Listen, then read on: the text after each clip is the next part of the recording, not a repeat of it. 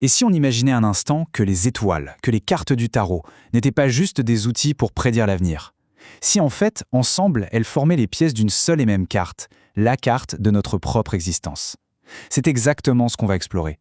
Voir comment ces deux langages symboliques si anciens, le tarot et l'astrologie, peuvent s'unir pour nous donner une vision unique de nous-mêmes. Mais avant de plonger là-dedans, j'ai une question un peu surprenante. Comment est-ce qu'un novice, quelqu'un qui n'y connaît rien, pourrait devenir omniscient, comme ça, par pur accident? Ça a l'air un peu fou, mais cette question, elle nous emmène au cœur d'un mythe fondateur qui va poser toutes les bases de notre exploration. Pour trouver la réponse, il faut faire un petit voyage dans le temps et se tourner vers une très ancienne légende celtique. Une histoire qui parle de magie, de transformation et de connaissances acquises presque par hasard. C'est le mythe de Gouillon-Barre. Alors imaginez la scène. La sorcière Céridwen prépare un bouillon magique pour son fils. Elle charge le jeune Gouillon de remuer le chaudron pendant 1 an et 1 jour. Sauf que voilà, 3 gouttes brûlantes jaillissent et atterrissent sur son pouce. Instinctivement, il le porte à sa bouche et bam, il acquiert la science absolue. Il sait tout. Évidemment, il comprend que Céridwen ne va pas du tout apprécier, alors il prend la fuite. Et là s'engage une course-poursuite épique. Il se transforme en lièvre, en poisson, en oiseau pour lui échapper. Finalement épuisé, il se change en un simple grain de blé. Mais Céridwen, rusée, se transforme en poule, le trouve et l'avale. 9 mois plus tard, elle le met au monde à nouveau. Ce n'est plus Gouillon, c'est Taliesin, le plus grand des poètes. Cette transformation, de simple novice à initié, elle est spectaculaire. Et elle résonne bien au-delà de la légende. En fait, elle trouve un écho absolument parfait dans l'univers symbolique du tarot. Oui, le parcours de Guillon, c'est l'incarnation même de la toute première carte des arcanes majeures. Les cartes clés du tarot, le battleur. Cette carte, qu'est-ce qu'elle symbolise? Eh bien, c'est le commencement, le potentiel à l'état pur. C'est celui qui se trouve au début d'un chemin, mais qui a déjà tous les outils nécessaires sur sa table pour commencer son voyage. Et ces outils sur la table du battleur, ils sont fascinants. Chacun correspond à un des 4 éléments et à un verbe d'action qui est essentiel. Le bâton, c'est le feu et le verbe vouloir. La coupe, c'est l'eau, c'est le savoir. L'épée, c'est l'air et ça représente le verbe oser. Et enfin, le denier, lié à la terre, c'est se taire. Ensemble, ils forment la base de toute création. C'est le kit de départ pour transformer une idée en réalité.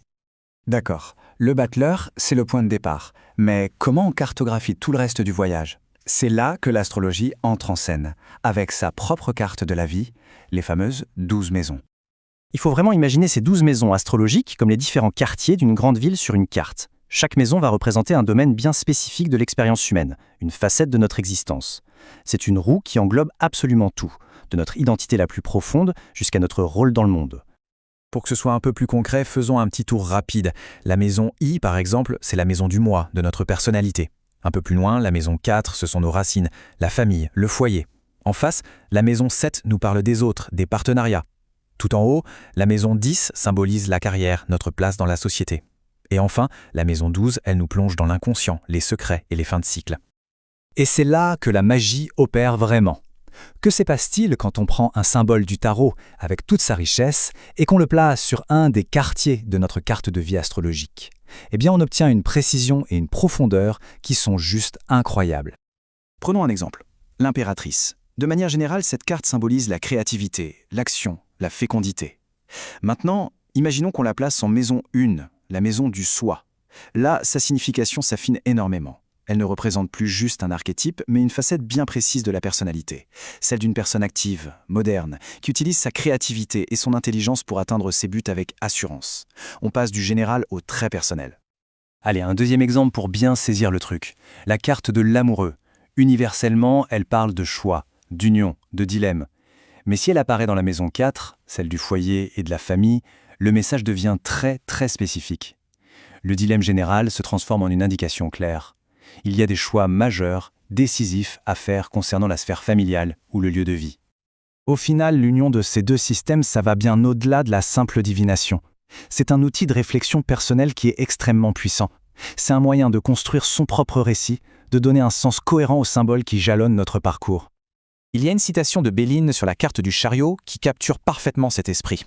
Ça nous rappelle que ces outils ne sont pas là pour nous dire ce que sera un futur figé, mais plutôt pour nous armer de conscience et d'audace face à ce qu'on est en train de construire. Et tout ça, ça nous amène à une dernière question, une invitation à réfléchir.